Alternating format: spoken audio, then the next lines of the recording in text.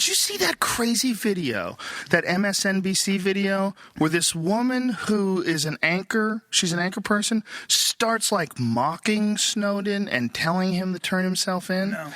It's psychologically, it's one of the weirdest things you could ever watch. It's like you try to look at it and go, I am not sure what the motivation is. I've never met a single person that doesn't think that what he exposed is important for people to know. Not one person. Right. People have disagreed with why he did it or how he did it or what was done like to compromise American security, if anything. Right. But no one thinks that wasn't important for people to find out about. So it's a very subtle and nuanced case, and it's very complicated, and it's also very significant historically because we know that things are out of control now. There's not a doubt in the world. When they're looking at every goddamn thing that you're doing, everything that everybody's doing. Everywhere you walk, you're photographed. I was in London recently. But not just photographed that. 255 times The fact that everyone's emails are being looked at. Everyone. And that this Snowden guy who was just working there could intercept anyone's email. That means other people that are working for the CIA or the NSA rather could just intercept your emails. So you could,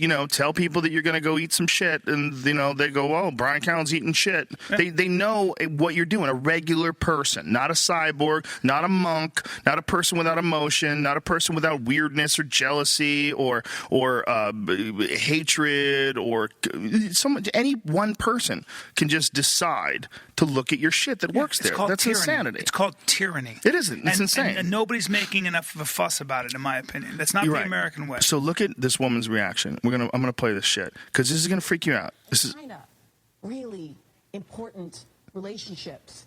And we're talking about how you praise countries like Russia and Venezuela for standing against human rights violations and refusing to compromise their principles. Seriously, Ed, where do you even come up with that? What are you thinking?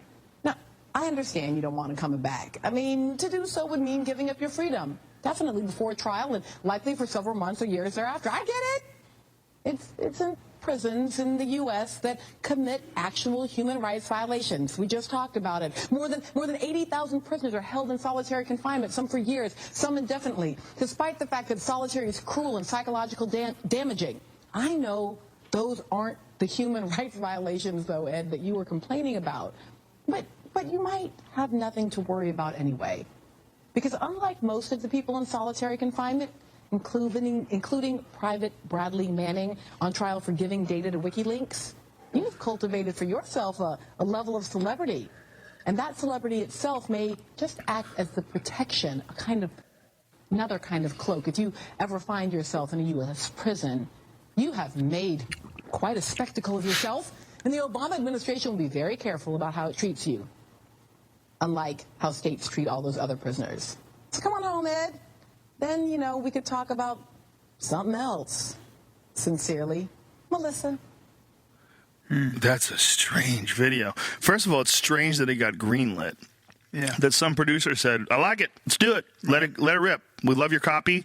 You're really good at reading." That's like she's one of the worst persons at reading something on television that I've ever seen. Right. So first of all, you can see that she's got some sort of a speech impediment that she's struggled with since she was young, which probably led her to have this very strong desire for acceptance, which probably led her to think that it would be a good thing to support the government against Snowden in that video. I mean, I guess that's what she was saying.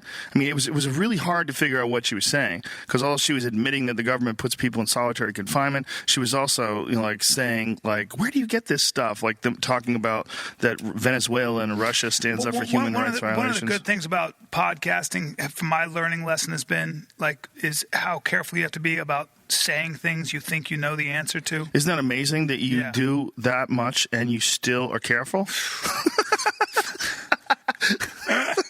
But it's part of talking shit. Part of the fun, entertaining shit talking is occasionally you get your facts a little bit fucked up. All right, we're not scientists here, folks. Hey, I'm trying my best over here. But what that woman was doing was really ill-advised. It was ill-advised, arrogant. It's a very complicated issue, and the way she's approaching it. So we can talk about other things. Sincerely, Melissa.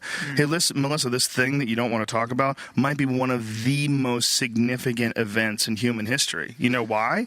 Because we realize realize that there's no such thing as privacy. I don't know if that's sunk in with everybody yet, but it really is very close.